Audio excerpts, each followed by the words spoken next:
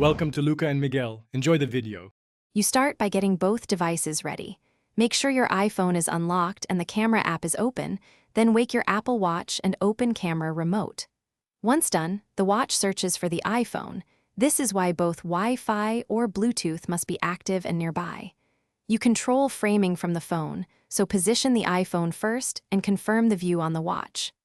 Now, tap the preview on the watch to see a live feed and get ready to trigger the shot when composition looks right. Once you see the live preview on the watch, use it to confirm composition while you adjust the iPhone physically or pinch to zoom on the phone. You can tap the shutter on the watch for an immediate shot or choose the 3-second timer so you get into position. The timer option appears on the watch screen. If you need a tighter or wider shot, use the iPhone's lens selector and the digital crown on the watch to fine-tune zoom. Make small exposure tweaks on the phone to balance highlights and shadows. When everything looks right, tap the watch shutter or start the 3-second timer to capture the photo. You'll see a quick preview on the watch, then review the full image in Photos on your iPhone. If the preview is laggy, move the devices closer and make sure low power mode is off.